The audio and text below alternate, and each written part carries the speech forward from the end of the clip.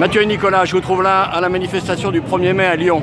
Vous êtes tous les deux étudiants en histoire, donc vous avez une vue sur ce qu'est le mouvement ouvrier, son histoire. D'ailleurs, vous portez sur votre gilet jaune, sur le dos, le slogan des canuts, hein, vivre en travaillant, mourir en combattant. Qu'est-ce qui vous conduit, vous, à manifester, aux côtés d'ailleurs de la CGT et d'autres syndicats?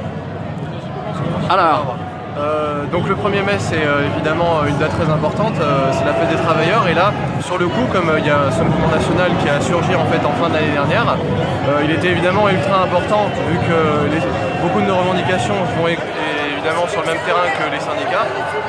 Évidemment, donc cette alliance n'est pas qu'une alliance de circonstances, c'est une alliance de fond, même si on a vu, tout à l'heure par exemple, il y a eu quelques tensions pour conduire la tête du cortège.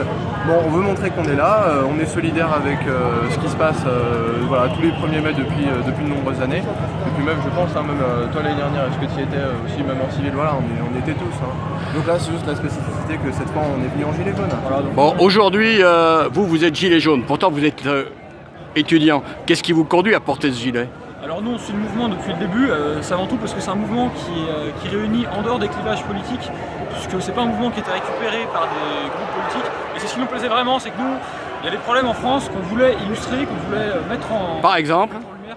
La fraude fiscale pour commencer, le manque de démocratie avec la mise en place du référendum d'initiative citoyenne, la démission d'un président des riches, enfin une liste de problèmes où on pourrait passer la journée. C'est parti d'un ras-le-bol sur les taxes sur le carbone, mais en fait ça fait ressortir tous les problèmes qu'il y avait en France depuis trop longtemps, entre ce clivage riche-pauvre qui va plus du tout, et les travailleurs qui sont plus du tout écoutés, et qui on essaie d'enlever toute leur force politique. Donc pour nous, ce mouvement de Gilets jaunes, c'est important de redonner une force politique et une force de parole à une classe ouvrière qui était trop longtemps, je pense, ignorée, et la remettre un peu dans le débat public. Vous-même, là, vous parlez de classe ouvrière, de pauvres.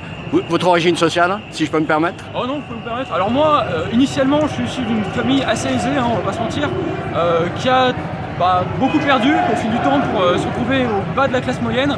Donc bon, je dirais que je suis originaire de la classe moyenne, tout ce qui est plus classique, mais c'est ça parce que je suis dans une situation compliquée. Moi, ça va plutôt bien pour le moment, mais c'est par solidarité en fait avec ceux pour qui ça va pas vraiment.